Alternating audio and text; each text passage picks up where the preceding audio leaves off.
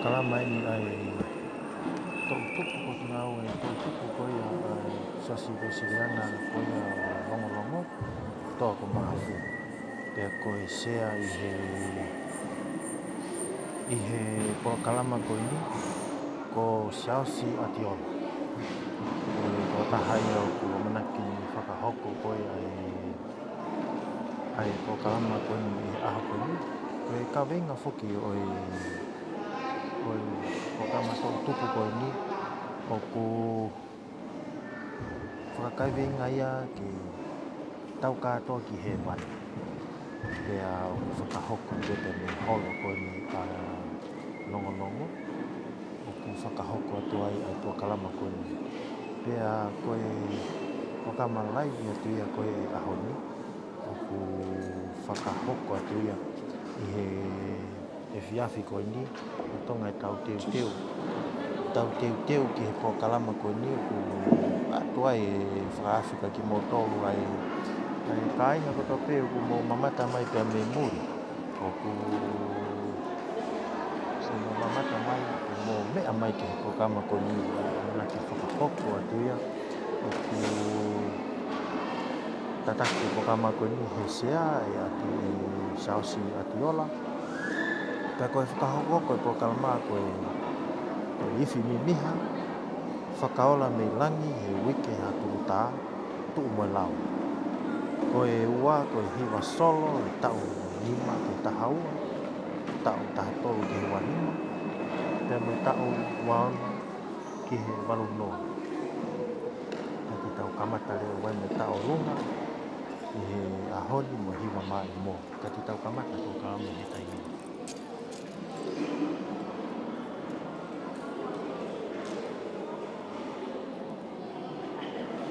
ke tau kamata ai programa ko ia o e poni te kono kawenga tau katoa ki he van ko hae kawenga te ai ke reolahi ai ke whanonga ma sopu mo koromotua ko hae kawenga o e poni tau katoa ki he van iyo longo tau katoa ki he van ni mangea u fitunga furu mau ai fora i mi mo mea ke tau hewa ni ma fitu wa hiwa pe ilangi e kau angelo pama wawa mo mama ni e whakahiki monu ene to ki e universi furipe Wa lo mai hatama eiki toko mai a foa monia ko i tobu tonu ya Elohimi o tau Emmanuel ia.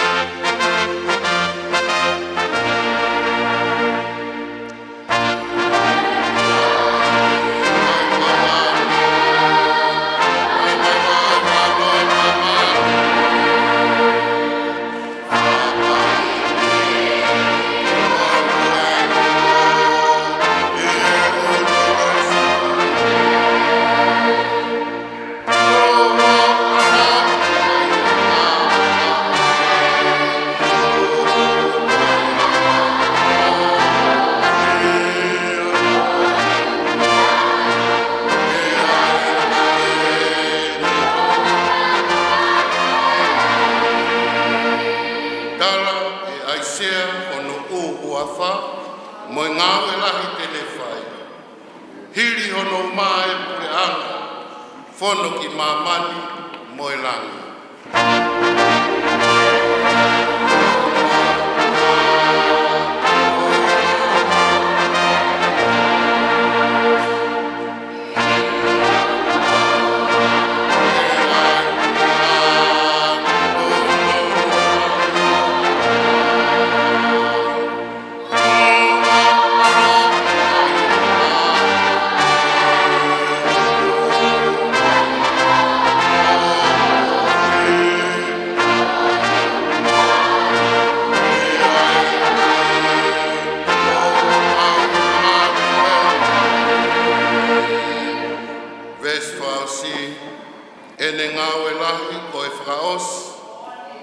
Fetuusi mo tau fihia Tene atu holo i tau ngahi kovi, koe eiki he meri noia. Waroi mai hata mai eiki tō mai ha foha monia. Koe tupu tonu ya Elohimi, ko tau Immanuel aia.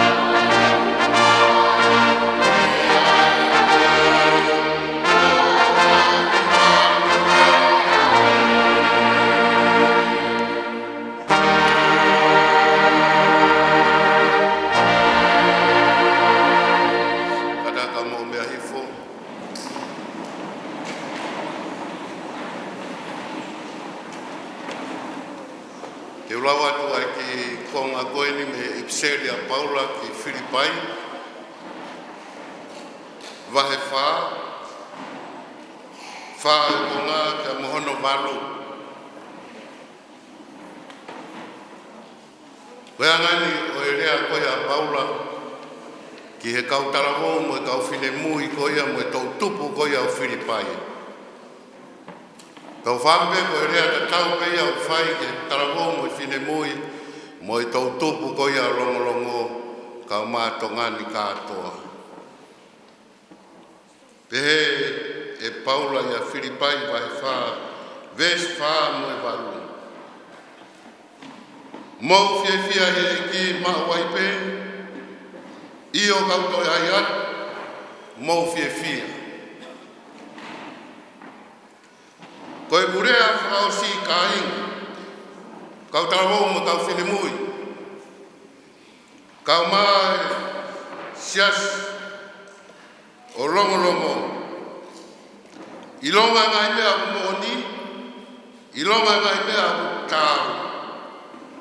Ilonga ngai mea o totonu, ilonga ngai mea maa. Ilonga ngai mea o whakafofa. Ilonga ngai mea o kuongongo lelei io. Kai ha ulunganga lelei. Pea kai ha mea o whamalo ia. Koe ngai mea ia ke moutokanga ki ai. Maria wito ai whataurama koe, koe lea mwhai. E apostolo ko Paula ke kautarawo mo kau whine mui koe ia o Filipai. Pea toi Maria e peia, e nerea mai a te kautolu e poni, e kātoanga tareniti koe ni, pe koe festivolo o e poni. Tara mai, taru e kamata me he, e whiau sāpate, ai lere a kātoanga koe ni e tōtupo rongorongo. Whakawhetai ke o tua, iai ha whainga Maria e pehe, whaki e he siasi, ke tau kau whakatahai, i he maalari mo e whiawhia o e Christmasi, kau mai te waki o e whakaustau mo e tau who'ou. Ke tau lot.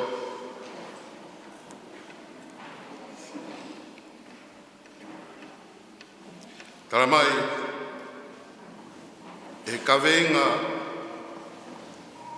o e kātoa ngā koeni, ke mau kātoa ki he wani. Te koe whie mauia ai poro karama mo e siasi, mo e ko sisu kraisi, ke kau tarawou mo kau whine mui ko toa pe o rongrong, ke oua na iai hakaha e mo no foa i mamani, pe koe hifo ki he, kau mau kātoa ki loto he wani. Sisu ko hama ye ko umasani pe. Maroto ko to oa e o whaka ofa. Fotu koi rangi, fotu koi mamani. I kai a mau si o kehe, a mau hanga ki a koe pe. Lau i miliona i kakai ko ke whawhea ki loto he wani. Lau I miliona e pe kai ke nau tari e nau tolu, ai whakaafe ke mau katoa ki loto he wali. Koe au mau whakawhitai atu o tua, I he programa koe ni ka koe katoa na whotutu e sias ka maa I tarahou mo whine mui. Tautu polongolongo, ke toi whamanatu ka te mau tolu, koe mau whou mai I mamani ke whou ki he wali. Ke teu I ha tamasi mo atahine whe unga mo he wani. Ke ai ha kau karistiane I longlongo, na wau ki he wani. O hange ko ki nau tolu, ko horo mua ia te ki mau tolu. Tua mau whawhitai atu, I lau mari e whiawhia o I Krismasi, ka maa e mau hanga atu kia tau whonu he monuia, mono ngahi tāpua ki. Mau whawhitai rea mai e apostolo, kau tarwou mo kau whine mui, mou whiawhia e ki, Io kau toia e atu, mou whiawhia. Pai longa e ngai mea au kau, I longa e ngai mea au maa, mo oni, mo totonu, mo whakaofa. O ngahi mea ia, ke mau puke puke, ke mau mo ui aki, lorotonga e mau whanonga au whai taimi. Tokolahi e kau tarawau mo kau whine mui, nau nofo pe, I api, kai te nau kau ke ngai programa, ai tarawau mo e whine mui, tokua, taramai nau whakapiko piko, nau mamio. E o toa mau kore wha mori ki a whiona. Ka pau kai ke aku atu, ai whekau pe mo e onga mo le lei, me roto whare ke roto whare o ngai whamiri. Ke ue ia e tarawau mo e whine mui, ke nau unu mai ke mau kau whakataha, I e whanonga perikimi au whai, pe me I taimi ki tāniti. Pai tāpe ki na mai e tarei whai whakau e potu ngau e. Ai whakatarama au whai ko hui ko ngau e. Ai ngau e whakatau sipi au whai. Mau whawhitai ke a whiona, tamai o iki e ka ko se vani ti mono family. Whakapaia he rotu ko tokoni mo e poupou ke ngau e. Teui ai tau tangata mahe wali. Toa mau whawhitai atu ko se tuatarahi ka maa kau se tuata. Kau mau lakanga ko tope. Ofisa kuro kau maa matu au e siasi. E kia e taki o e potu ngā e tarawou. Kau maa no kau tokoni. Pea pehe ke tarawou me whine mui, tau tupu o rongorongo. E o tuai o mau hangatu ke a whiona kore whamore more, ka pau kai ke rawa mau whatongia, ke a, ke taha kotoa pe, ke whakawhia ke roto whare. Oi siasi, kau maa e programa e tarawou me whine mui. Mau kore whamore more ke a whiona, o ngongo, whakaloloma, hoko I e roto whare, mo I koro I kini, taha kau tarawou, more mo ui, ko hibe ko I kawa malohi. E tua e toko la, ai si whanau paia di e kina, ko hibe ko I ngāui, whai e whiri. Kau mau whakawhitai ko I programa ko ni, me we ki mau tolu, ke mau uno mai, ke mau kawhataha, ke mau kau, I e teu e mau mo ui, ko hui ko I pure anga o e a whiona. E ge tau whakatoa e programani, o mea kres pungani, o mea rau mari e whiwhia, ke mau hiwa, ke mau tau runga, ke mau iwi mimiha, e o tuai ke ranga ia I pe, ai a whiona, I e whatongia o ku mau whai. Koe mau rotu e mo e whawhitai, mo moi ane mau moi ki a whiona, mau kore kotoa ngai marohini, wafa pe waroko Sisu Kraisi, kako mai ka mau kalotu pe mau pehe, koe mau ka mai ke mani.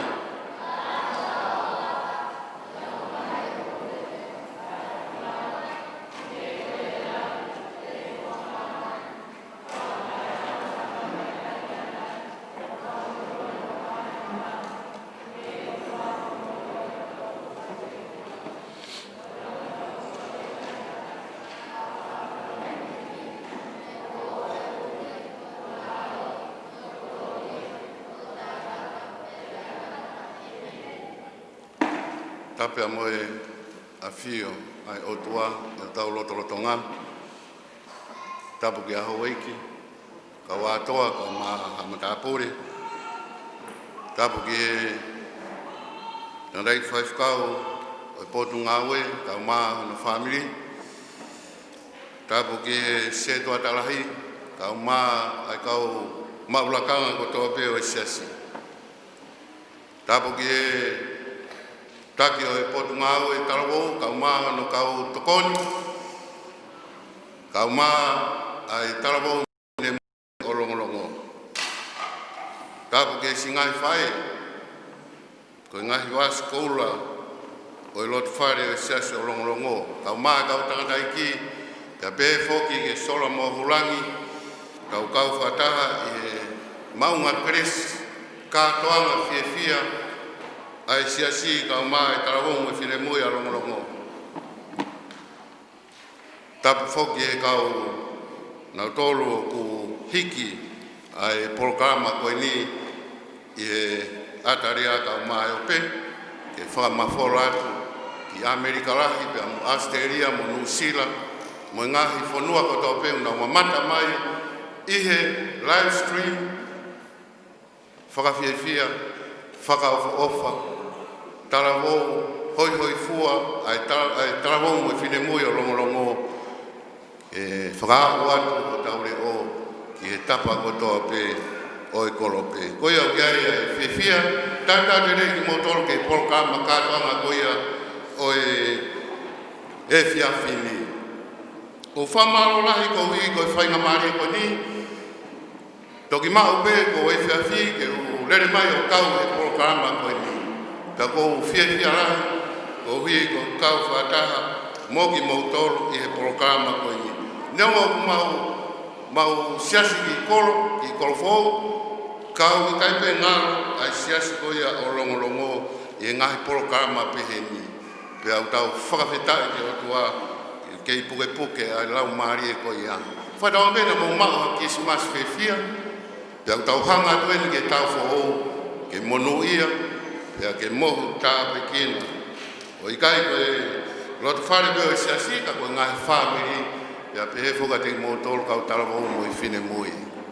Aha ke pēa ni uhu, whanongo ke ongo, tala mai ai ongo whakamamahi, ke mea hoko i ho tau koroni. Pea koe pōre ka te tau tolu kau tarawou kau whine mui.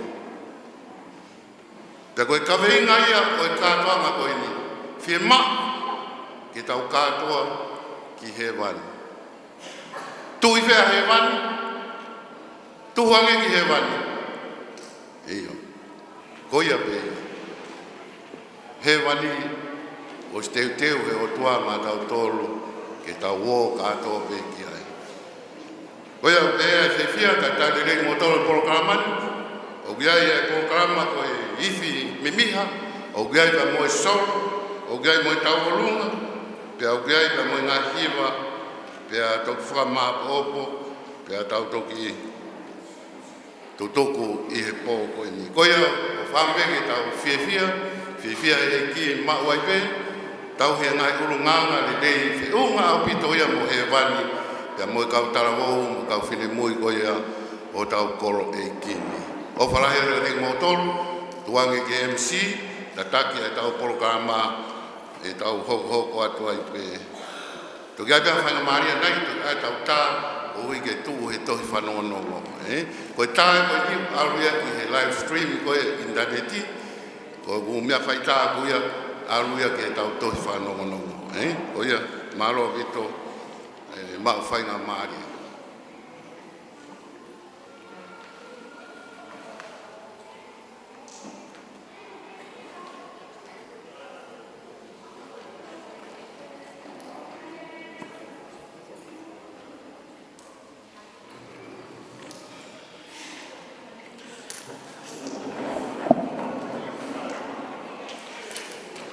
Whātulo atu,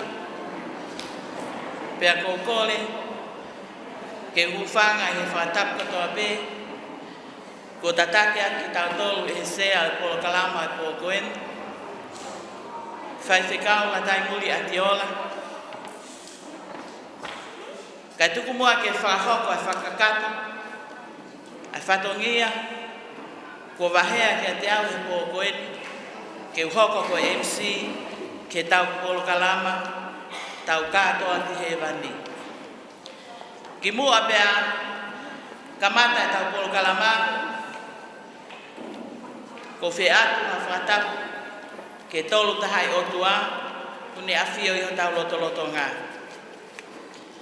Whatapu ki he sea, whai whekau, la tai muli atiola. Whatapu atu ki he whai whekau e wāhenga, siaosi ofa moala. Whatapu atu ki se tuata whakalau maari te vita motuliki, kai uma a, si kau mau lakanga, peko kau to'o whatongia ko toa pē, i he tau whakakoloa ko eni, i ho tau siasi. Whatapat ka kau atoa, a kau ola, pe pehe ke whare a matapure. Kai whangalo e whatapu e pōkoen, ai tangata eki ofisa kolo o e wāhenga kolo motu a, Los Peri Funaki, whatapu atu ki he takio e tau tupu, Ana Pifelet, kau maa, Saos Atiola, pea pehe foki, ke whanau tau tupu ko toa pē, a mounga hea moni. Kai whangalo e whatapu e pōko e nisea, si hoa e whai whekau e wāhenga,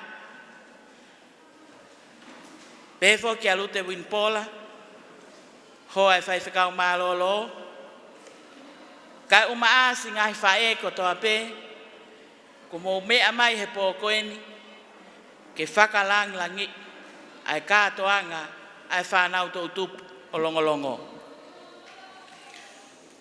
Whamalo atu ki he kau tangata me he tano a.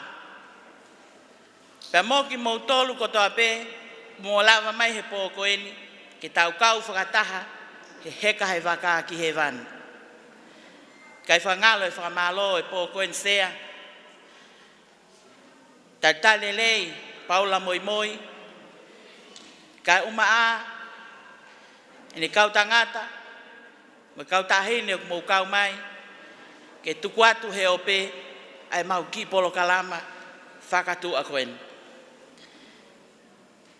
Tau ilo ko toa pē, ko tau koloni, ko whanau tama pēni ho tau siasi, pe ko atu ai mau whamalo kia te koe Paula. Sea, ko tau Polo Kalama he pōko e ni e anga peheni. E kamata ke tau wif mi miha. Pea te tau kamata pē, pea me he whaola me ilangi, hoko at gaya he uke hatulu tā, pea tā tuku aki, a if mi miha, pea me he tu umoe lau. Ka pau lewa ukai ke lava homo wif mi miha, whakatā atu pē he MC, whamole mole take tau tupu. Koe hape ha aitem, koe tau kawenga, ke tau katoa ki he wani. Whaola me langi, ko mou maa upe, pe mou kataki. Tatake tau Polo Kalama he pōkoen, malo apito.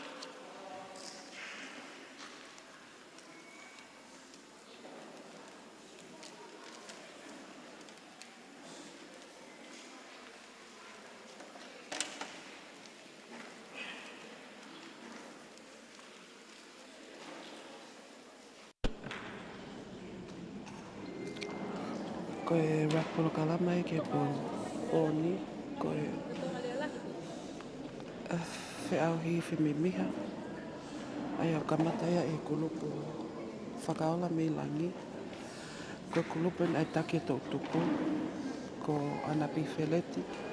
Ai au kune take e kulupu ko. Om ya pas mabahan na bawa moi kamo kai ka lai ka ni ko. Malo.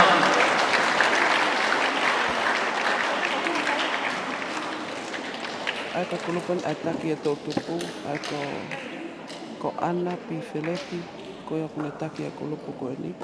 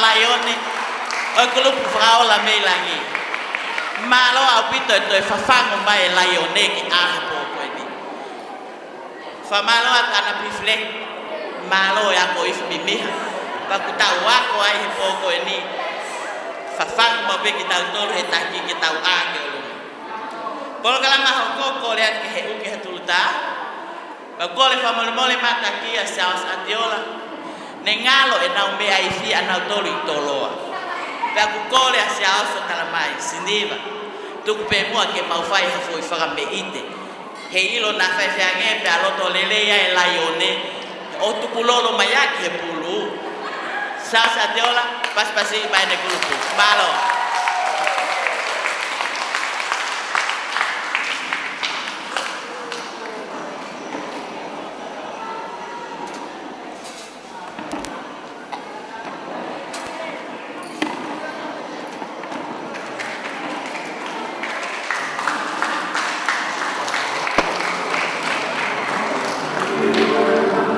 Grupo ni a sa tiola ai ko he o ka tulta o ka ke lava han hai fili ka ko fo ngat pe fai va ko ko take grupo ni ko sa tiola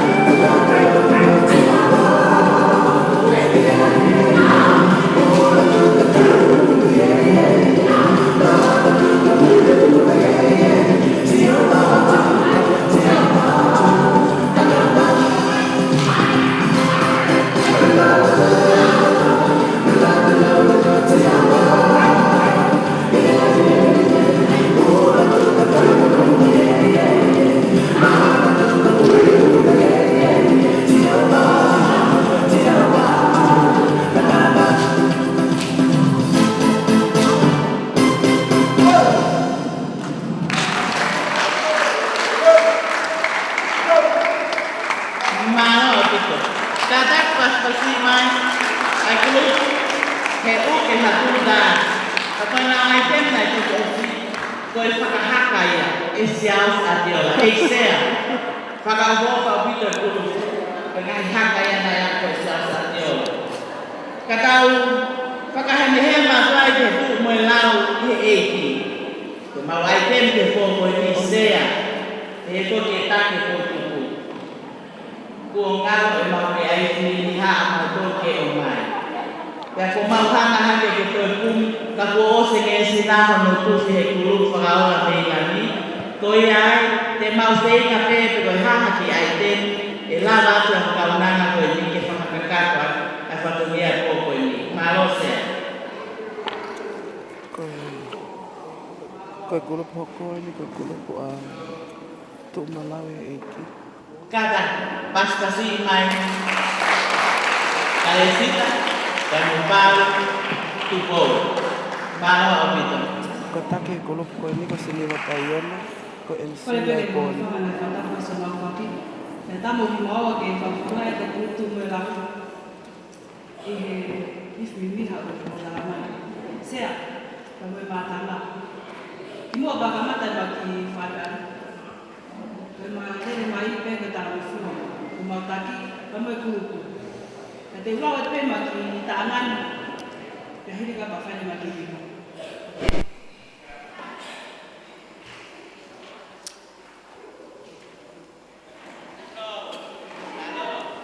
Isa he langi le tau kakapa kai o wheki, he a whio ka ko ia he o whamuoni. Toloto ai pia tuku lotoi, he mo ui ko na moai. Se matu uni ko tala mo fua, ke tu moe lau ko whika lutoi. Ka ai haanga e whaafotungani, hu whanga he eki mohono korosi. Kai kamata e mahiwa, he kōlere haki, ai whakamai ia.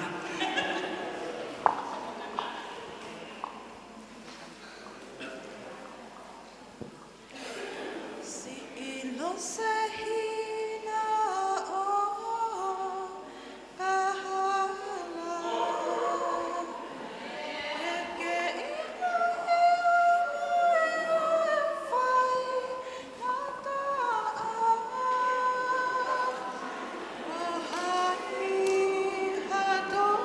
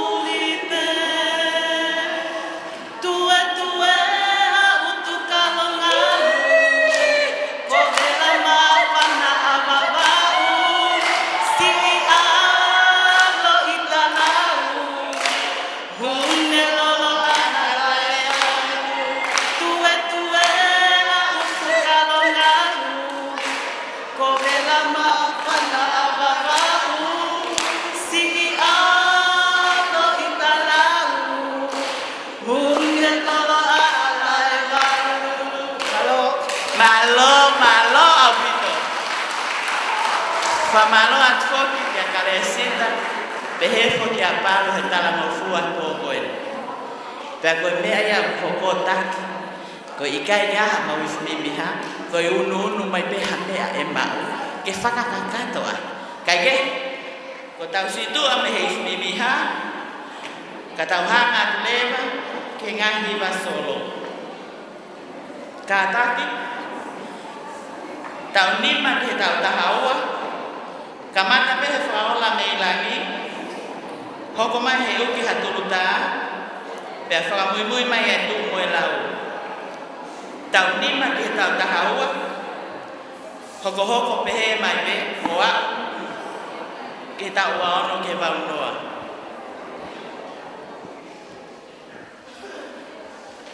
Whaola mei langi, ka taki, ko mou maa me, pa mou whahoko mai.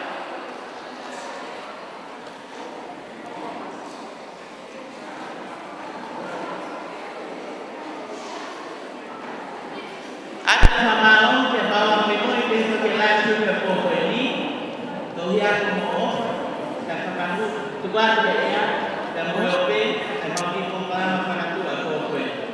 Kata mau toto main, Koe prokalama hoko. Ai ko whiau hoko ni koe. Ko hiwa so. Ai kamata e kulupa tati. Ko kulupa ana pifereti.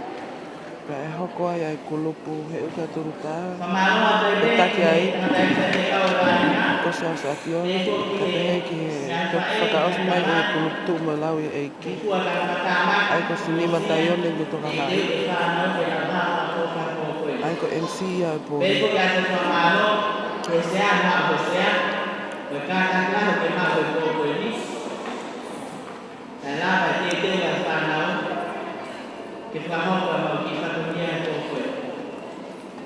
Ka po kalama foko ni na talo no kamata mai I he po sa mate. Wa o mai ki po ni ka to kasi a po. Ko whakaola me langi ni kulupon o po taki ai taki tau tutu ana pifere.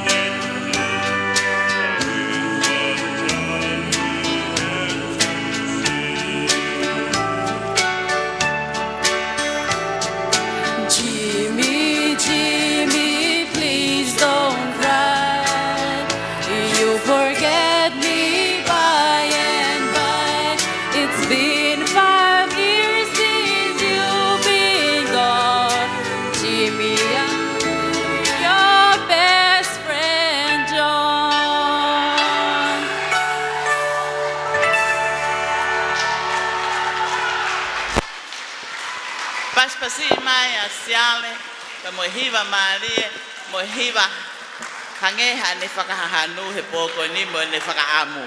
Malo siale. Koe no kole mai whaola mei langi, kata ke nau hoko atai pe, ospe ko ya, pe ape hea pe pa mo he uke hatuta, pe ape hea pe mo tu mo lau.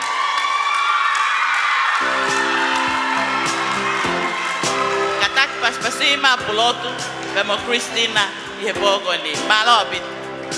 Baby, when I met you, there was peace unknown. I set out to get you with a fine tooth comb. There was truth inside. There was something going on. You do something to me that I can't explain. Hold me closer and I feel no pain. Every beat of my heart. They got something going on. Tender love is blind. You're right until forever. There's love we feel. Needs no conversation.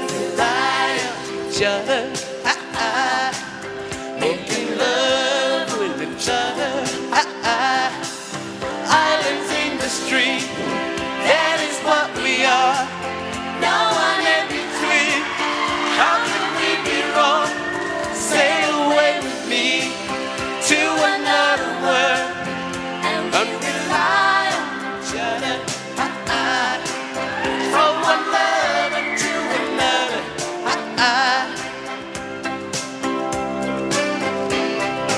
I can't live without you if the love was gone. Everything is nothing if you got no one, and you just walking the night, slowly losing sight of the real thing. But that won't happen to us, and we got no doubt. Too deep in love and we got no way out. The message is clear. This could be the year Here are the real things. no more will you cry. Baby, I will hurt you never. We started in as one. In love forever, we can ride on Each other, working love through another. Islands in the street, that is what we are. No one in between. How can we be wrong? Sail away with me to another world, and we rely on each other. From one love into another.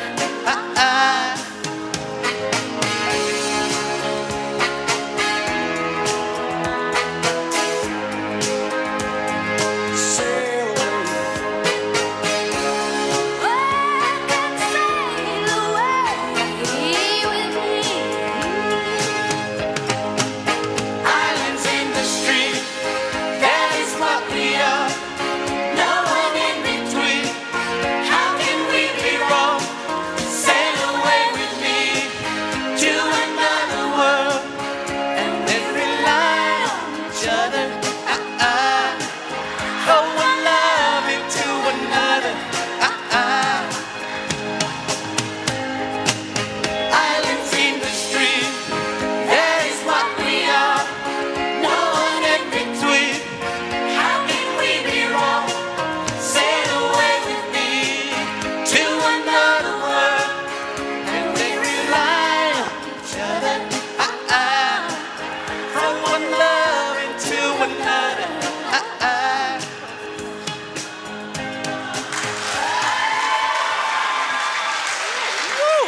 Whoa.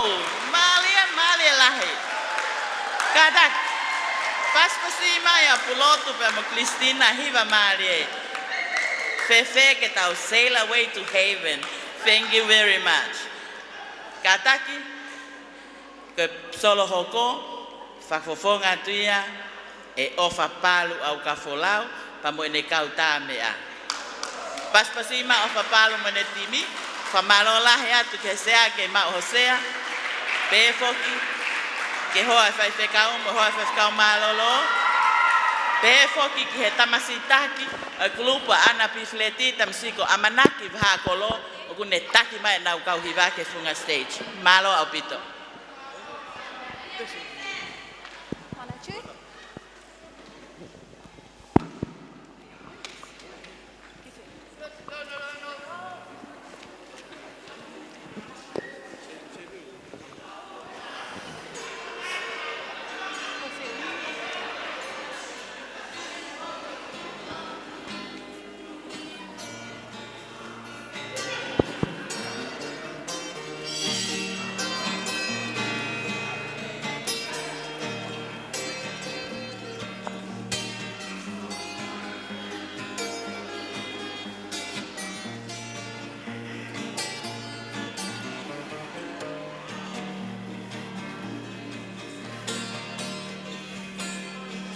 O whamoe manako ia te koe Ka ane koko e pesi e kupere Leu whiri koe e mata e lau ia whe Ke mahi no a e ku ofa ia te koe Masiku au pahia ho whaloi Halohia ki mai au ke o whamoni Ke wainga ki sieta palomesi Whai hala tona ka teu ke italiangi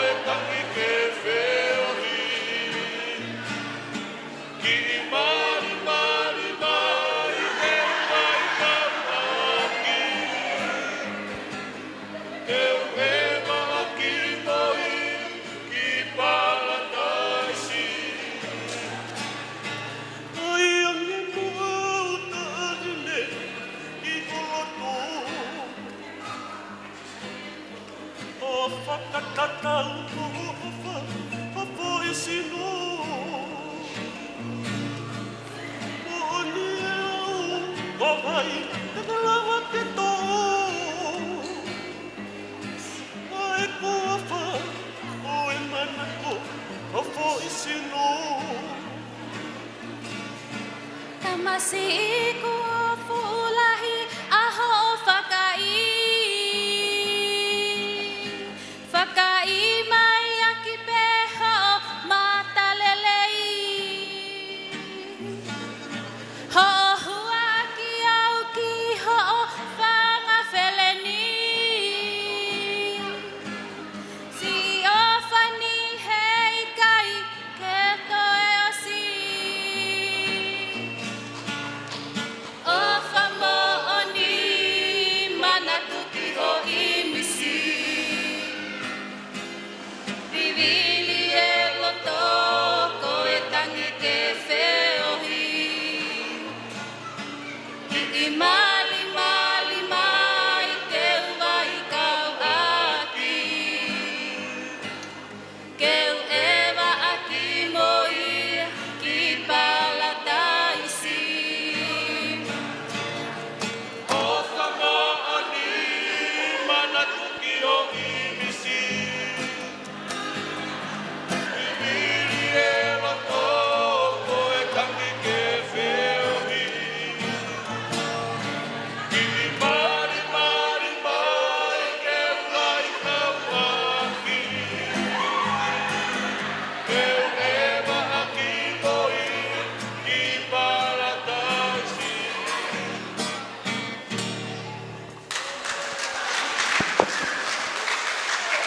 Malo au pito, whamalo at ka amanak wahakolo, pe foki a o whapalu, ka moho timi hiva, me kau tā mea, pia me he whakaola me langi. Mahalo koe mau mai e kulupu hiwa kotoa me solo, me he kulupu whakaola me langi. Whainga maria koe ni oange ma e he uke hatulu tā eksea, koe kulupu ne a sao sa te ola. Ka mata ke nau ai te mi nau kole mai, se mua ke anga whainga maria lo ngai whanau, ke aha nau ki whaiva, pa kou whaka ata e au he pō koe ni. Ka mō paspasi mai, he uke hatulu tā, pa moe nau ai tem whika olu aki. Ka take ngahi kulup tau olunga, koe ose ngahi solo, koe hoko atu le vai ke teu homo ngahi tau olunga. Malo au pito.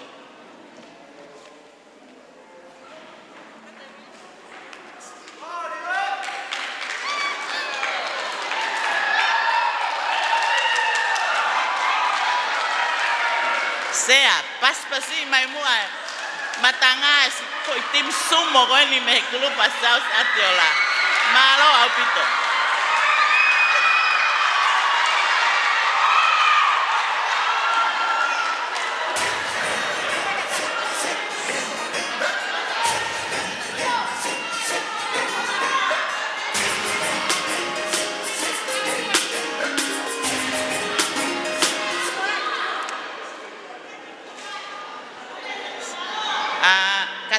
Mo tatape mo tu loto maria ke mo feu nga maria mo tangata e ki fai fekau tangata eksea sai mo te paspasi mai malo au pito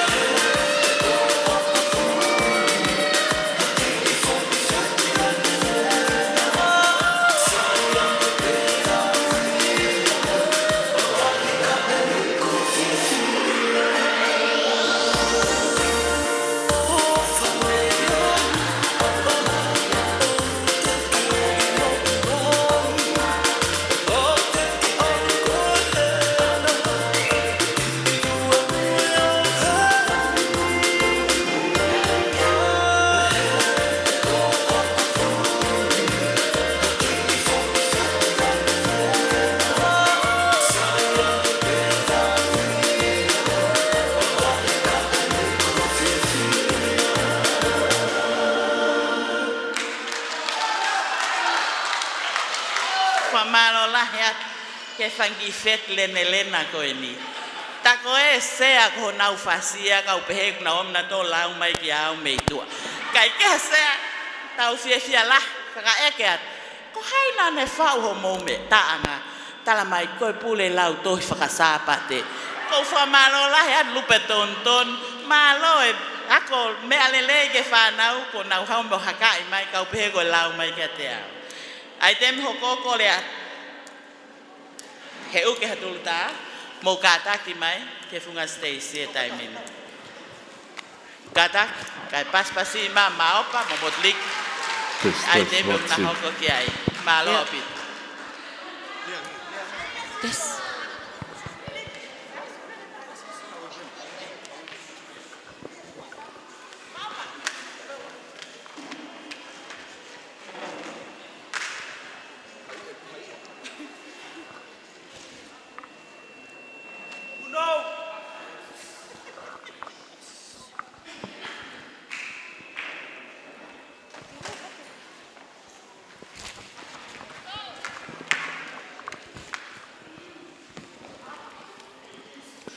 Te whamaro lahi a toi pēke, ngai tau whanau, pe whake whakau pule e wāhinga, o mō whakalangangi i a polo kalama, ai whanau he pōkoen.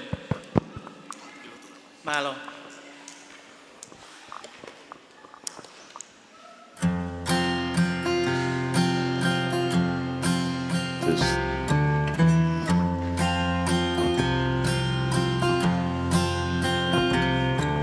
I've held in no inwards, God knows I've tried. Since an awful awakening in a country boy's life, to look in the mirror and told no surprise. We have hair on my shoulders and the age in my eyes. Amanda, light of my life, fate should have made you a gentleman's wife. Amanda, light of my life, fate should have made you a gentleman's wife.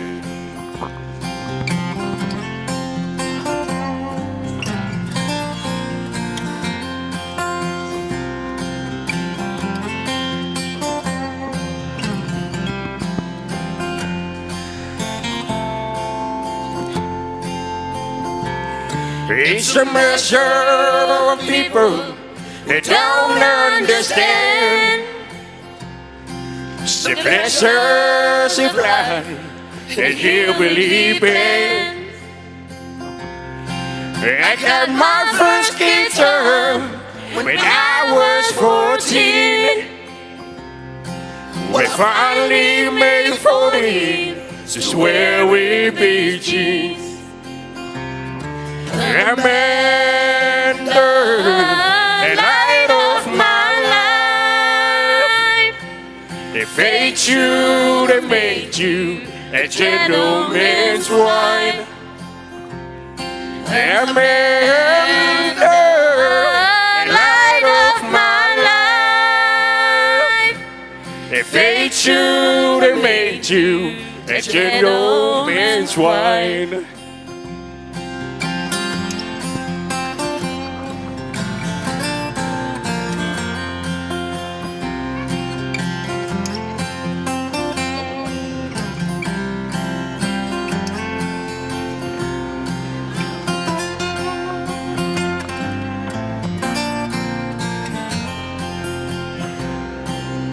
It should have made you a gentleman's wife.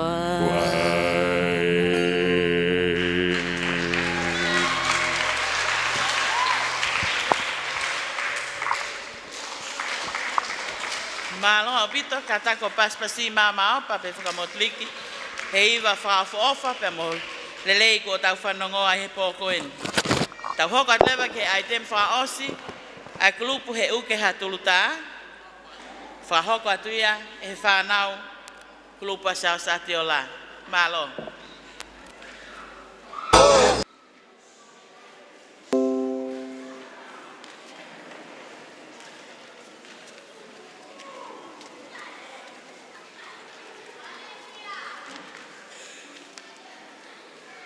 Lotonga e nau fotutu mai ke funga stage, whamanato at ke ngahi kulupu, ko ne osen te tau hoko ke ngahi mai mua tau olunga, kore atu, o atu e ai ke whetari ake tau taimi kātaki.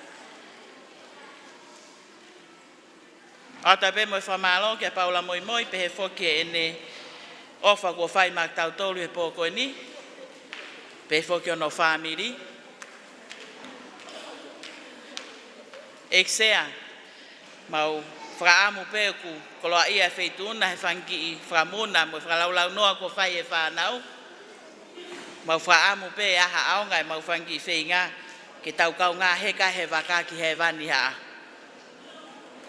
Malo apito, mo mau pē, he uke hatuluta, pe whakahoko lewa mo whaiwa. Malo. Toi paspasi mai he uke hatuluta ka taki.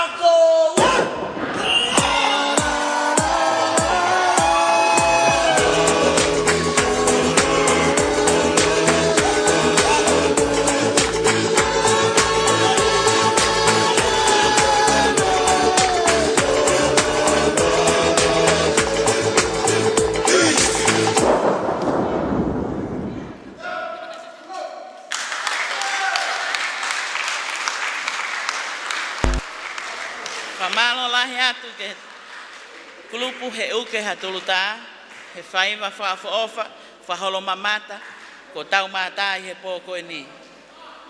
Eksea, tau wau mai eni ki he kulupu whakaosi, koe tu umoe lau he eiki. Kataki, solo tau nima ke tau tahaua, ko maupe, pia kataki mai rewa, ka tau kamata.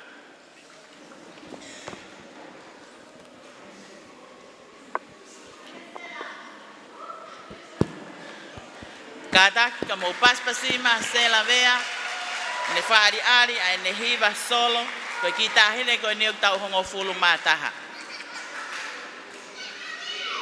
Malo apito.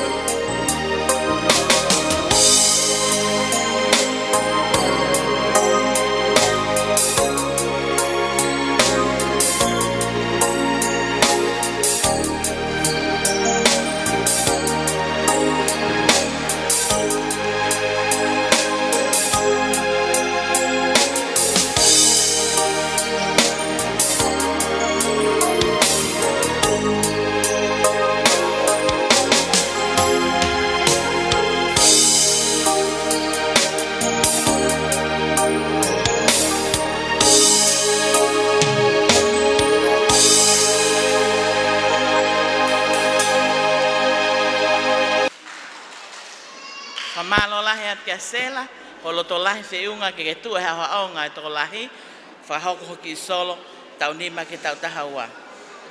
Kataki, hoko mai e solo, tau tātolu ke tau anima, klub tu moe lau he eiki.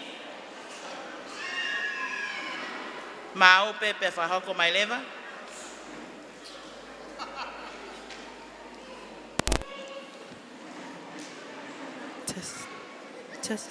Sea, koe taha ene whanau tama e sea seung nau. Tu malo he no uke whanau ke ngahi polokalama e sea si. Pagune whakau ngai hako tare nini na ne lama mai duia na siare. Koe Kolisko sea tōtai. hiwa solo na te osina whahoko atuia e se la vea. Pea koe hiwa koe ne taimini e whakahoko atuia e karesi taha. Paspasima karesi taha.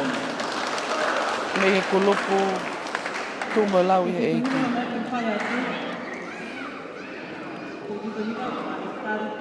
Mungu sana.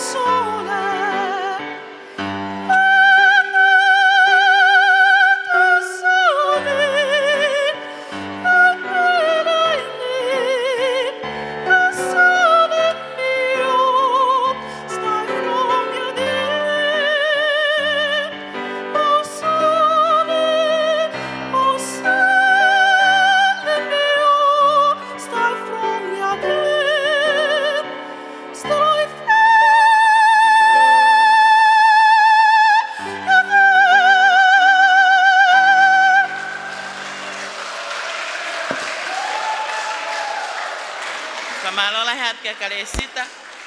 Hela vai solo mari e ko tau whanongo ai he pōko ni.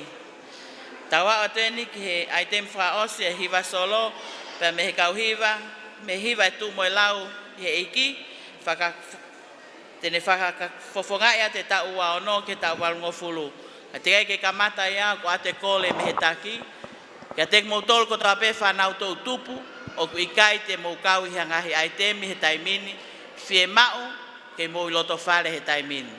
Ka tak, mou o mai lewa he taimini ke mou ngahi nofo anga, o whakakato, kai lava ke mata e tau ngahi pokalama. Atai pefo ke whamalo loto honga ia mo oni ke tau kolo family, ke he tau neighborhood, he ofa pe moe mea ofa ko nau tuku honau taimi ka nau mai, o tokoni ke hono awe atu ai ngahi ata mo ngahi le o koe ni i he ope, pe kua lava ke kau mai ai ho tau ngahi kainga, mo tau ngahi family, mo tau ngahi maheni, pe mehe otu muri, ke nau mamata mai, ke he ki o wau o whahoko he tau ki kolon.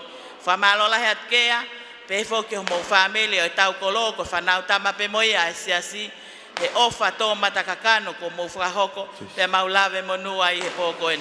Eksea, ko taha ene e mau tamai o eiki tu umalohi au pito he mau ki kulup tu moe lau.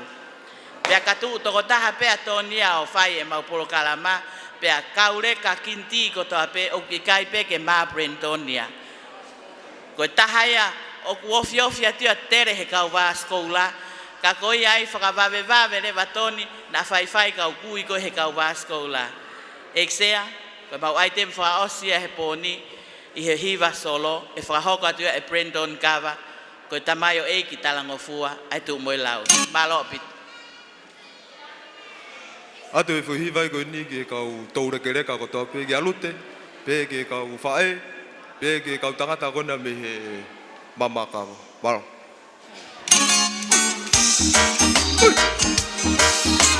Mama e meu ke whetā runga pa ke rea mai ki kuani.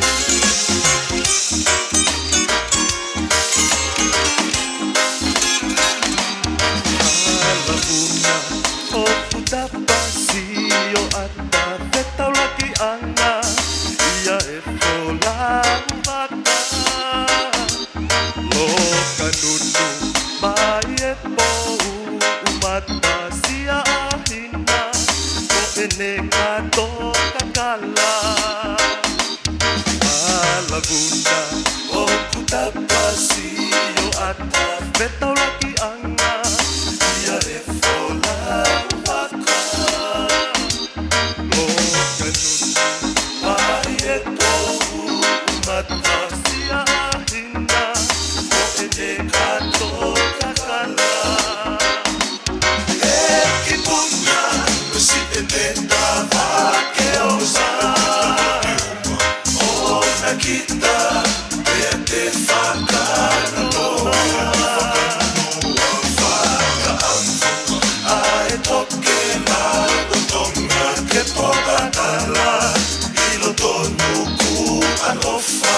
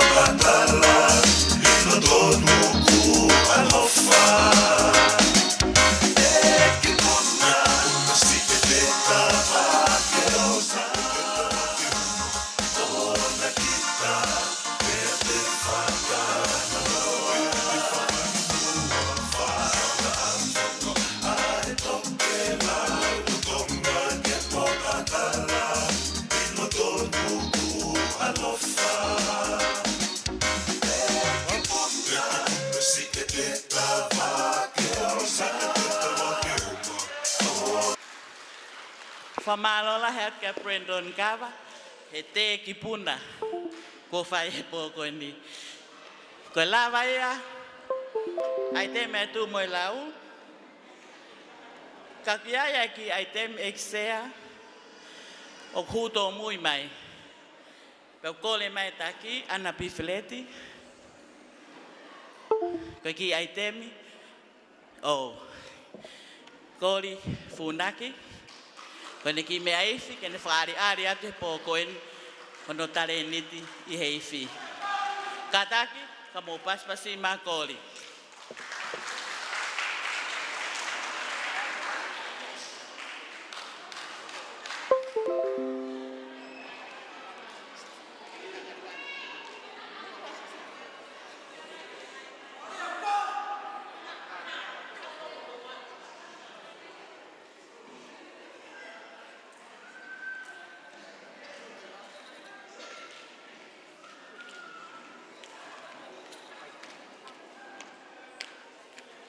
Famalola hat sea ke ma o sea po koen.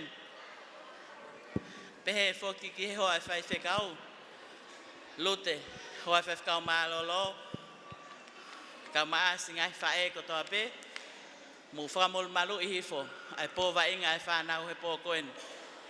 Famalola he atu ki he pule lau toi whasapate. Pe foki tangata ik fai whekau pule. Se tuata kau atoa pa mo kau tangata me tanoa. Ate famalo ke tau kolo ka o mai tau kolo family.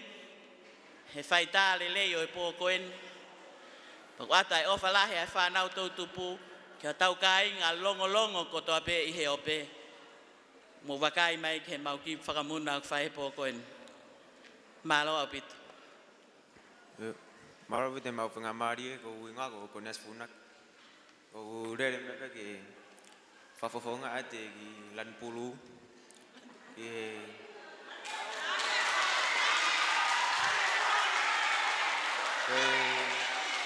Ki fasia ko ni ko atu ke lan pulu pula no tope ko fas ko ni atu ka motol.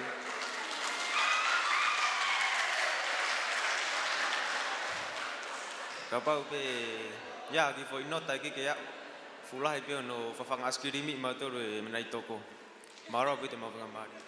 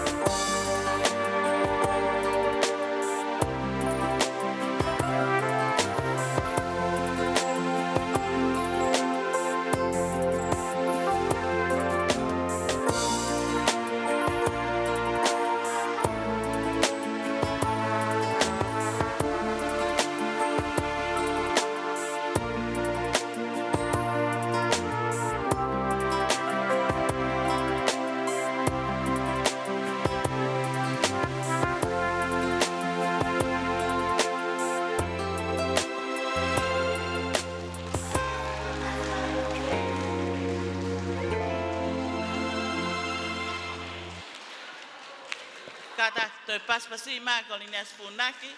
Moi item fa fofa ko ne fa ari he poko en maktau tol. Kata ana pifilet. Ko haupea ko liniasia o salute mai ke helan pulu. Ko mana vaheya he sio mai ke siaus atiola. Kaneo ngoia tau fiefia ngawelele ko fa e ko liniasia. Ko i whina toko si, ko whawhawhanga ia, o me ai ko ki whoha ia o Los Pelfunaki. Ai ko o whisakolo ia, o wahenga kolo motua. E tau hoka tueni ki he. Ai ko hiwa ma imoa, ka mo hiwa fi. Ki tau o lunga. Ako hiwa mai noa pa mo hoko atu ia e he taimini. Ako programa whaosi. Ko whiau a programa whakaosi a ki he pōni. Ai kamata pe he kolopo ai taki, ana piwheleti. Pe hopata pe kolopo se os atiola. Pe toki whakaosi le mai kolopo a siliva taione. Tūmo lau i eiki. Kea pe mala. E whamalo atu, eksea, e mako sea ni kōkoeni. Ma te mole ho taimi, tuku, ka ke mea mai o whakarana magi, i kātoa ngā tuka. Aho kai ngā, koe tau kātoa ki he van. Whamalo atu ki he whaiwhekau e wahe ngā, whaiwhekau sia osi o whamoala. Pehe whoki ki hono hoa, nau leo moala. Hoa e whaiwhekau mālolo, leile hua fotu. Pehe whoki ki he tangata eki se tuata, te vita motuliki. Kai pehe ke kau mau whatongia kotoa pe, i he tau whakakoloa koen. Tau wau ke wha osi mo e tau muio e tau, whawheta i ki he eiki, o tau kei lau he kau, mo kau he lau i he ne ofa. Ato ek whamalo lahi ki a kau ola, pehe whoki ki he tano a. Kau atoa, malo mua no whakalanglangi, ai pōwa inga e whanau he pōkoen. Whamalo lahi atu ki a kea tau kolo, pehe whoki he whamiri. He fu ofa lahi au fu ato, mo kei manatu me lie peke o mo whangakui. Mo ngā ue na nau whai he funga waka o e siasi. Wak tau whawheta iai ki he eiki. He tau hoko pe o taha, i he tamasi i ko sisu. Ka taki a whanau tau tupu, kore atu, mo humai ki lotoni kotoa, ke tau whakamol malo i ho tau pō, he tau pō wa inga o kwhai. Ka taki e tau ngahi tau lunga, mo mou mau pe, Tau ke tari pe whoki ki he ngahi tau lunga. Ai aku, te ke whakahoko. Ko sea i he pōni. Ko e whawhekau matai muri a tiola. Ka ko MC o pōni ko siniva tai ona. Ai a ko e tokoni taki a o tau tupu. Ko e programa ko e ni, ko e programa whakawheohi pe ai tau tupu longolongo. Ai nai talo no kamata ni me he pō sāpate. Pea e toku whakaosia ki a pongpong. ai eksea me te tau tau kōkoen. Malo.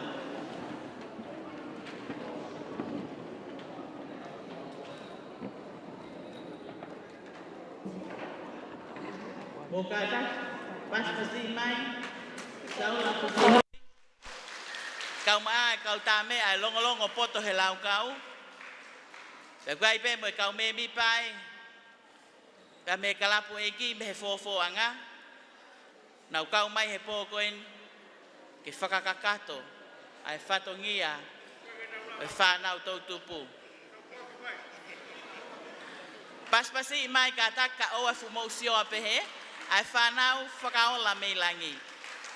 Pea moe nau whas hiwa mai moa he pōkoen. Ka taka mo toi paspas mai. Malo.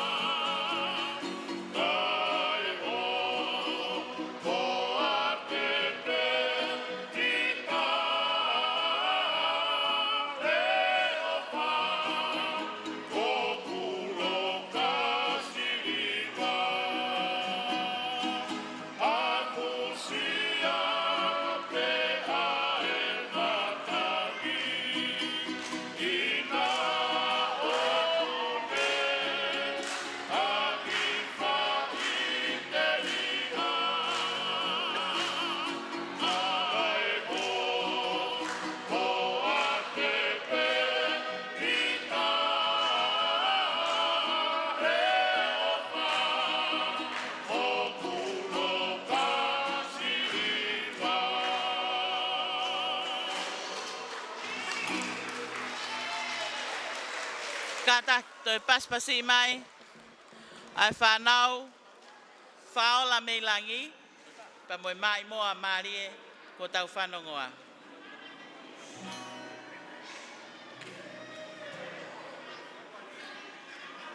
Malo,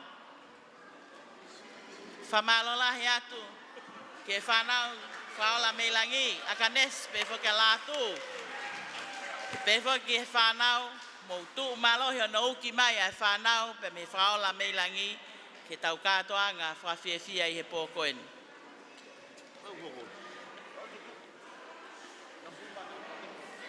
Kātaki, te amo mea, mo tolo. Kātaki, ko mau mai ai he uke hatulu tā. He uke hatulu tā, kātaki. Ke whahoko mai, ho mou hiwa mai moa, ka mo tamou tau o lunga ke pōko e ni.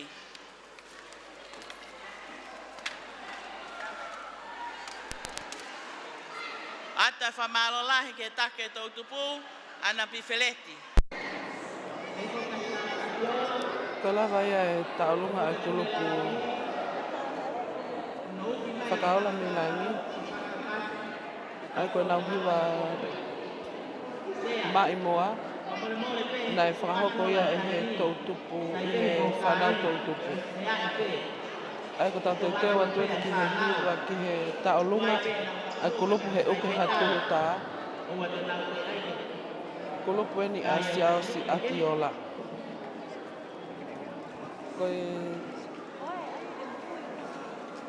Koe taolunga koe ni o ku whakahoko ia. Kataka mo paspasi mai. Hiva mai noa. Ko talunga koe ni o ku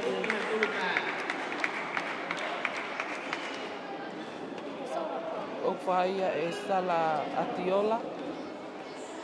Ai ko taha pēhea kau me mipa i he kulupu he uke atulu tā.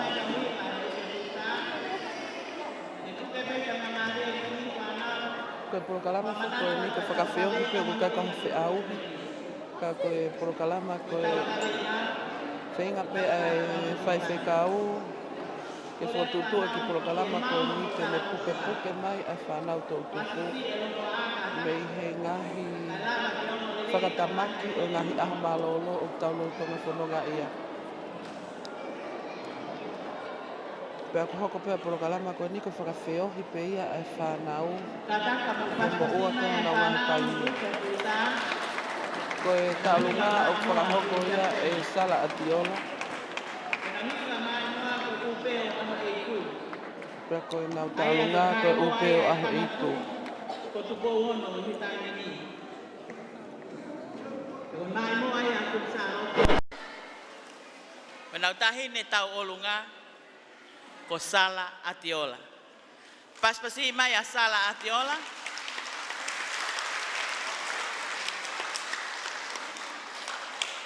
Malo apito.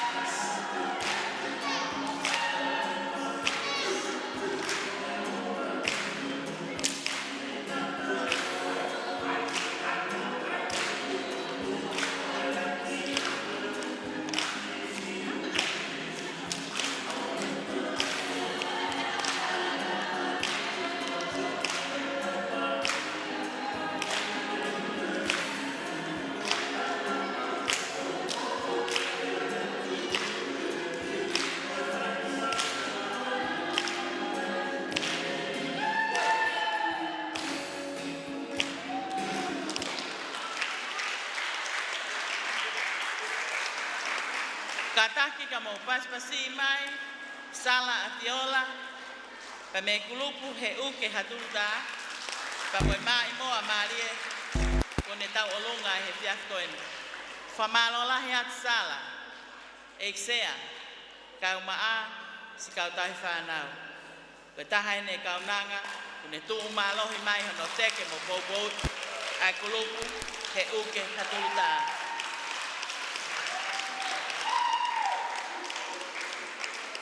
O koko atai pea he uke hatuluta, ki he nau mai moa hono wā koe mai moa kun salote, koe fasi, a whā o vaia, whā hoko atuia, e la tu mā vai, i he pō koe ni ai nau tau olunga.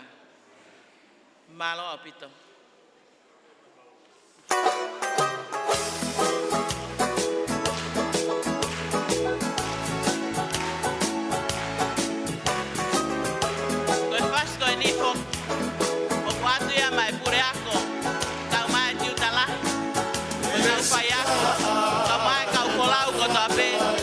Be ha pai veo malo kolonga tata ke whakao o whalala e whakao sikato i se isa e kao moto fua piringia o toki e taua uola ai whanga ili fuka no noa e makakolo kua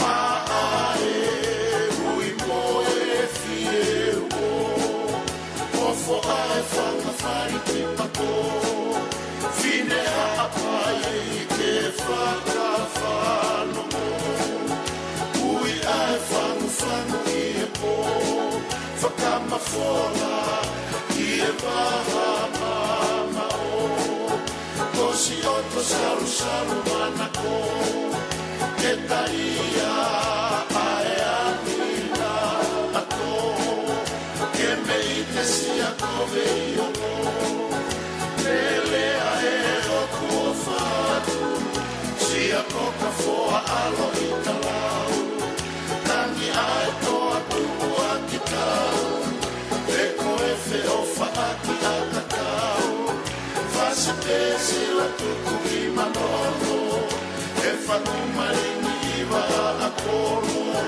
nenga ngatu o ala i e loto kai tukula ki o whai e moto ka whainga ka ape whaingo fua ma apai tuku o kainua ka wheru i e futu kohuna kea e tau mapeka tau tawale te i ke tawa e koa ue koe tangata o manu siu o lewa kosi e kume akai koe wha o inu a au moka i la Oenga i e fisi oenga wa Lelea e oku o whatu Sia koka foa alo i talau Tami ae toa tumu a ki tau E koe whi o whaati a kakau Whasi pesi la tuku i manono E whangu maringi i wa a kono Nenga ngatu o ala i e loto Kai tukula ki o whai e moto Ka whainga ka ate whainga fua A apai tuku o kainua Lelea e oku o whatu Sia koka foa alo i talau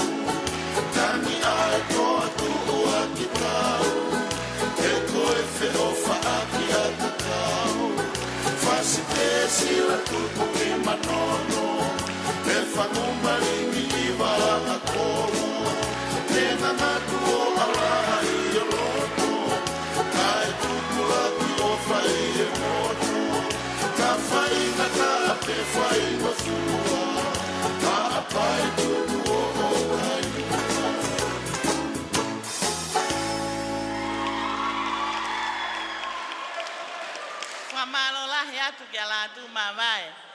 Mo e fasi maali mo mai mo na ke tau olunga e. Pa ko tau olunga la atu mawai na o atu ia ma e pule ako tiu talahi kau fai ako kau ma e fana wako ko toa pe me foi one. Pe mo ki mo tol ko toa pe me foi one. Ko mo fasi tau olunga e na e whameite atu ala atu e poko ni. Malo au pito.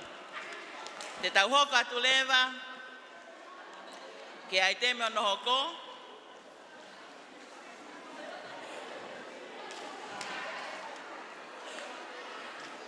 Se puke pe whainga maare ko en sea ke whamalo ia wheitu una.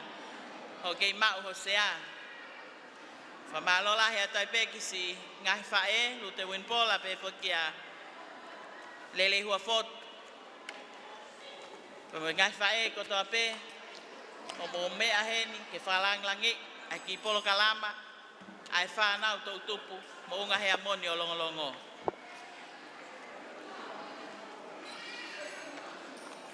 Koe mai moa tau olunga. O kuhiwai atu pe tau olunga i he klub tu moi lau i he eiki.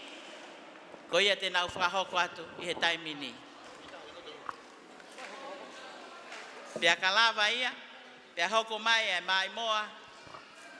Whiri ai klub whakaola meilangi. Pea tok whakaosi mai e he tu moi lau e nau item whakaosi. Malo au pitu.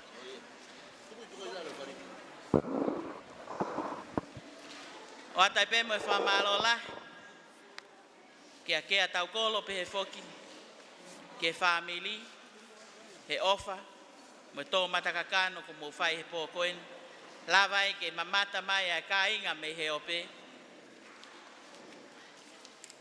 ke pōwa inga e whanau. Malo o pito, tū mo e lau he eiki. Koe mai moa e pōkoen, koe mai moa koen salot. Pe aku hanga pe whanau o mixia. Ka kono whakahaka o e tau olunga, na e whae ia e anakawa. Pag tā pe angari pe ia ko e whiwhine ia me he tak mamata, mo e haapai masani, na ne whakahaka e tau olunga. Ai ongo tahine whine mui. Kale si taha unga, pe whoki a loto loa muna i he pōkoen. Malo o pitu.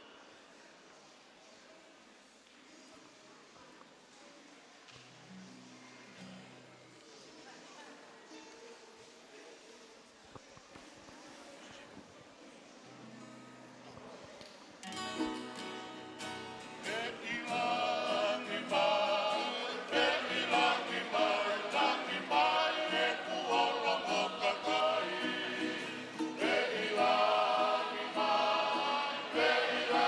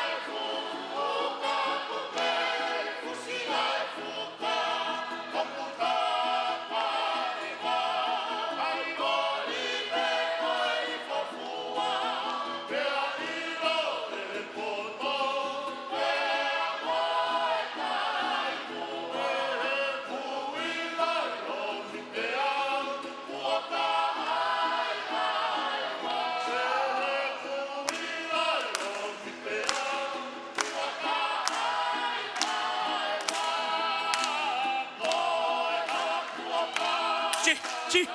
Hui. Chi. Chi.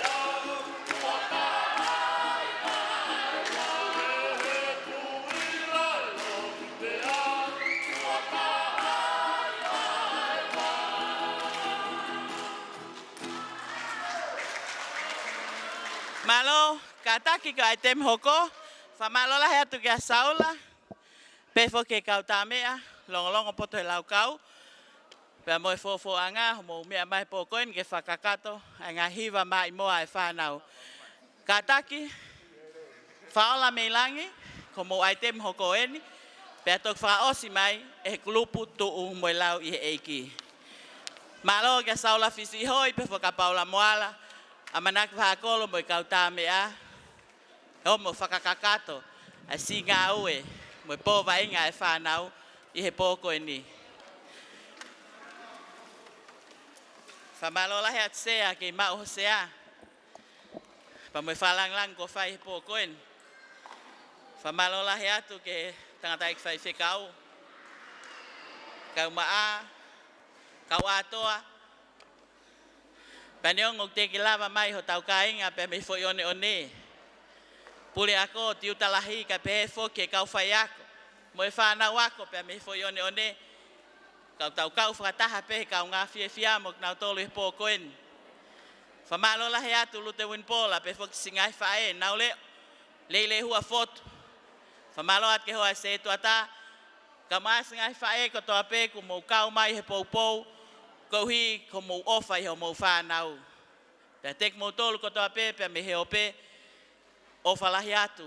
Tangata ik whai whekau e wāhenga, kai uma a e take e tau tupu, siau se atiola, pea mo e toinga e whanau tau tupu, mo unga hea moni, siaswe siliana tau ataina o tonga longolongo, kia tek mo tolu. Mo e toi whamanato a toa i pe, ko e tau kātoanga o e pōko eni, ke tau katoa ki he vani. Mau pe whaola me lang pe whakahoko mai. Kataki, ka mo paspasi mai a Sabrina. Mo e taulunga a manake ne whakahoko ma tau tolu he pōko eni. Paspasi mai a Sabrina kataki. Malo.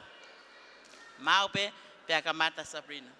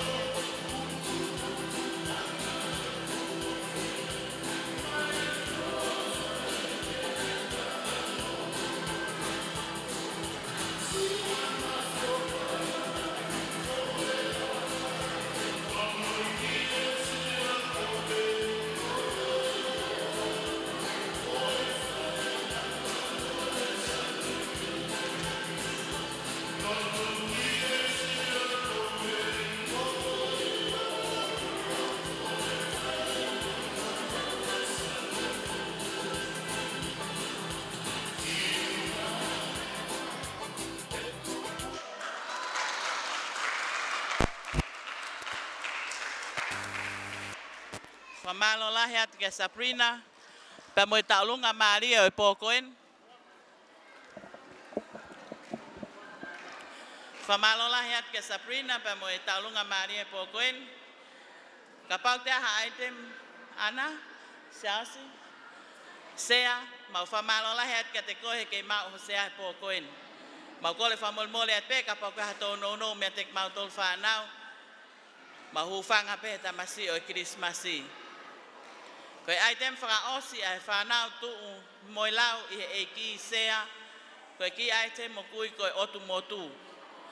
Pe aku kau kotoa pe ki ai whanau o ngawala lava o kei haka mo tau olunga. I he pōkoen. Whamalo atu ai pe ki he ek sea he mau sea he pōkoen. Pefo ke fai whekau pule o wahenga, fai whekau siaos ofa moala. Pefo ke anau leo, pea moe whamiri. Ko hi ko moulawa mai pōkoen ke whalanglangi e pōwa inga e whanau. Whamalo at ke tangata ik se tuata, te vita mutlik. Pefo ke o kau se tuata, mo kau maulakanga ko toa peo e pōkoen. Whamalo atu, ke alute winpola. Lele hua fotu, kau maasi ngai whae ko toa pe. Se taita motliki, mo pule lautohi, o mo lava mai he pōkoen, pa mo kautau hi whanau koto ape. Ke whai hono whakakakato, ai polo kalama pō wainga he whanau, talu me he pō sāpate. Mau whamalo atu ki a koe kea, tau kolo, pea pehefo ke tau kolo family, ko uhi, ko mou ofa, atu ai ngahi atahe o pe, ko hike lava o mamata mai kia ho tau kai ngā pa me ngā he whanua muri. Mau whamalo lahi at ka tek mou tolu ko toa peho mou whakakato ai pōkoen. Pa koe ai tem whakaosi ai whanau tuu moe lau he eki o kuia koe otu motu. Whamore more, o lewa ke muwe mai ka mou tok haka na mou mau. Malo au pito.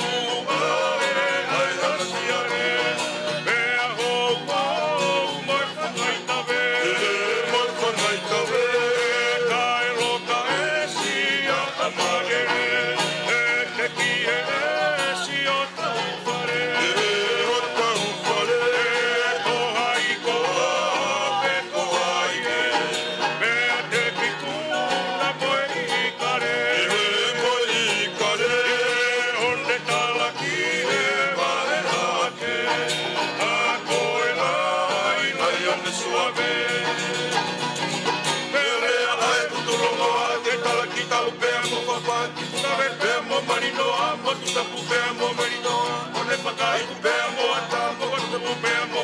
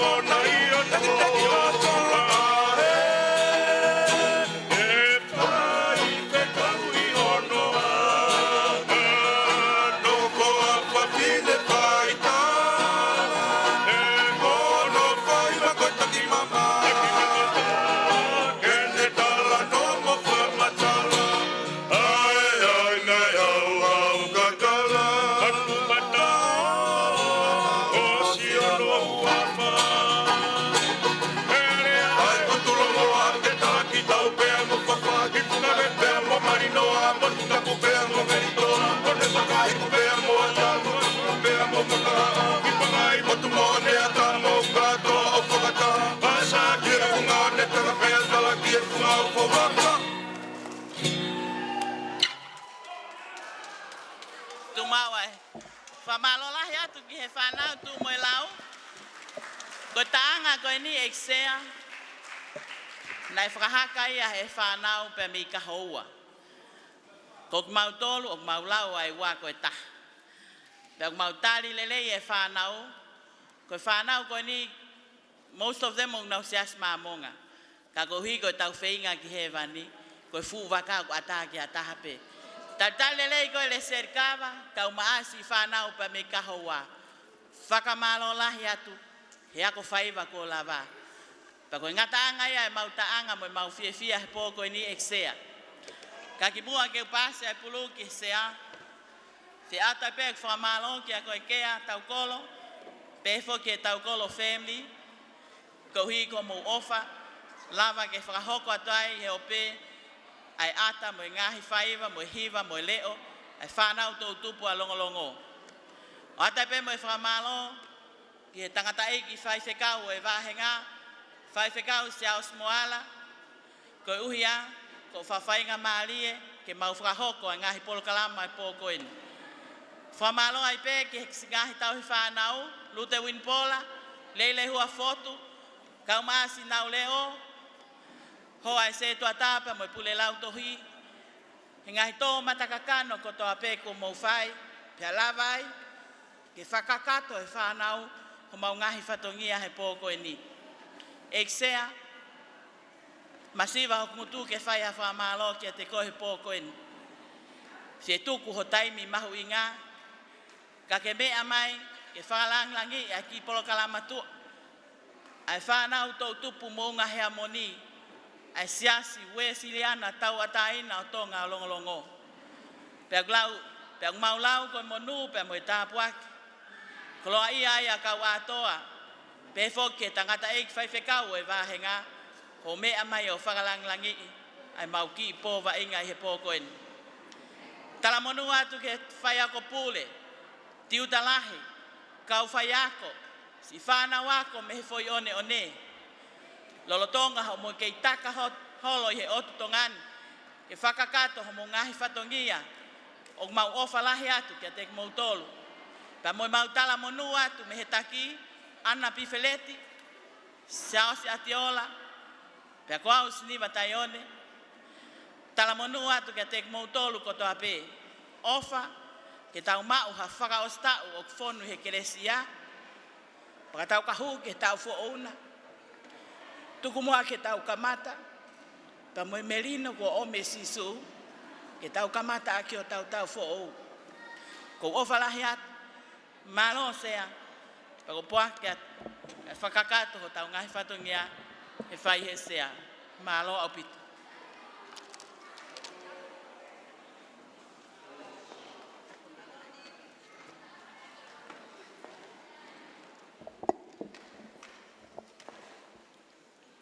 Pamarola ki MC, ia Sniva Taione, I he tataki o tau programa Mārie whakawhiawhia o e poni. Pe au tau whamaro ki he tataki o whae lau Mārie Mānoni. Mai tau topu ka mai tarawau mo whine mui. Pe pe whoki e siasi o longolongo whakakato ai katoanga koia e poni. Whamaro whoki e ngai kupu whekawaki kotoa pe hange koia o whakaha e MC e whiawhini o mautokoni mai ke tau e langi o e katoangani. Te au tau whiawhia kotoa pe ke whakawhitai mo whamaro ki o tua. Longolongo, koe katoa ki he wani o kamata ia I mamani. O kamata ia I he loto whare koia o e siasi mo e whamiri I mamani. Pea koe whakamanatu ia ka te tau tolu, o pau ke teu koe I mamani, pea ke toki punakaki ai ki he wani. I he lotu, whakawhea ngai, whai ke o tua. Ko whai le rei koe I mamani, I longolongo, I o mou api, pea mo e whonua, pau au pito a he wani, I o tui, mo lot, wharala, eiko sisu kraisi. O kai kia parafuia ki he matapā koe ki he wani. Ke pehe, ke whakawhewhe maari e pe, takatakai olo pe, take toki hau o hu he matapā. I kai, o pau ke teu koe. Pau ke tari, a he angi, furi pe, whai, kia te tau tolu, whanau ki tau tolu, ai o tua. Koe au pehe ai whiawhia. Whiawhia lahi e mau e whainga maari e koe ni. Nai kai ke umei mau au e whiawhia koe pōni. Ka pau nai kai ke ui mai ke kau I e porokama koe ai pōni. Koe tau olunga, mo e hiwa, mo e whaiwa, mo e mai moa, mo e inu kawa, whai katoa I mamani. Kau teu ai ho tau lau maari e, teu ai e tau mo ui, ke tau katoa ki he wani. Whamaro atu ke whaifkau, whamoala kau maa ai whamiri, pea pe whoki ki he lute mo e sikau waskoura, hoa e whaifkau maloro, mo tolu e kau tau whanau, mo poupou mai ki he programa, mo whotutu e tarawau mo I whine mui. Whamaro ki he taki, ana munpola, kau maa e ongo poupou, siniva, taione, kau maa siaus, atiola, mo ki mautolu kotoa pe, o mo kau mai ki he programani. Whakawhiawhia e tau Krismasi, ko hiu tau keiheni mo I kau hapai. Pea o whamaro atu, o mo tau I lerei a hapai I he ni foi ono ne, ko a whepengu nau puri atu. Ka ko mo tau hiki nau tolu e lot whare o longolongo, o giai ai whiawhia lahi, pea mo e whakamaro atu kia teki mo tolu. Whatawang peke iki, whakakato ai katoanga koni u tau kamata I wikeni, whakaosi koia I wikeni. O wikai ko longolongo pe o katoanga I he festival o youth peheni. O gai mo katoanga tua tākilangi. Nau lere nau tolu I whare masiva. Pea toku whaia he sāpate koi ni. Pea pepepa mo ngahi, potu ngai tarawau lahi. Nau puke ai whainga maari e koe tutuko e a ko. Pea mo ki vai taimi peheni koe o I Krismasi. Ko I ke malu ia ki tau tolu. Ke tau ki tau tolu e lot whare pe. O e siasi mo e whamiri. Ko I ke hao e tau mo ui. Ko ia, ko manatu at pe, taramau mo e whine mui a longolongo. I longa ngai mea o ku mooni. I longa ngai mea o ku lelei mo tau. I longa ngai mea o ku whakaofa. Ko ngai mea ia ke tau to'o, ke tau o mo ia ki he wani pea mo e tau kaha o. Kwa tawange iki e whai tāpu kinang mo tolu, mauha tau fo'ou, mo nuia, mo mohu tāpu e kina foki. Tauhiwa, pau e te aha announcement ai taki, tauhiwa vespe taha, ono ngea ua fulu mavalu e folfola imi, ono ua walu, mo meha ke tauhiwa. Vespe taha, sisu, he eigo e mau mo ui, a fio mai ka mau whai tuku pā. Ke mau tau kawe o tūtū ni, mau mateaki pe ki o huafa. E Sihova, mo kres, o mea iwi ke toko noa. E mau i puna e tawa e ki, tawa, e tawa whai.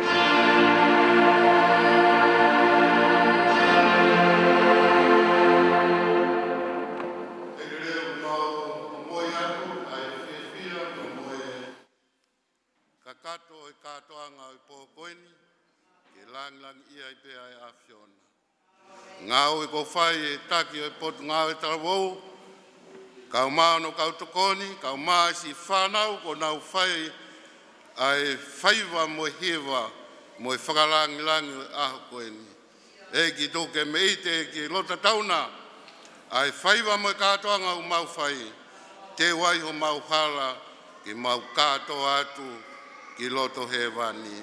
Pai tāpe kina ki mau tolu, si ngai whamiri, mau ka au ke tau fo mau ha tau fo o monu ia e fai tabe kina mau tolo no ko tope mau kore ko to ngai malohini wa fa pe alo ko sisu kraisi ka ko mau fa mo oi pe a ko krese ko sisu kraisi o la he o to a ko tamai mo fe la mari mau oni mau fa ri mau tolo ko tope tai ngata pe tai ngata amen.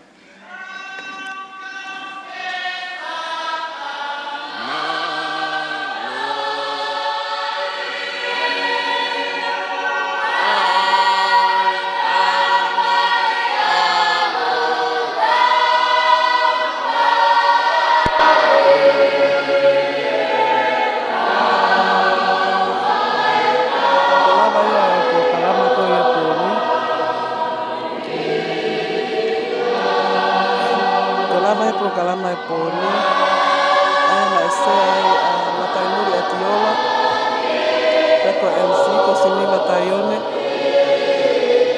pe amana kulupu te e tolu ai siasi ai totupu siasi siliana longolongo ai ko kulupu whakaola milangi na takia e he kul e take totupu ana pifereti pea ko kulupu wa toka ngai sa atiola ko kulupu fa osi toka ngai sini batayon to ho kwatu pea pongpong ka ko e ngai fai wa fa tonga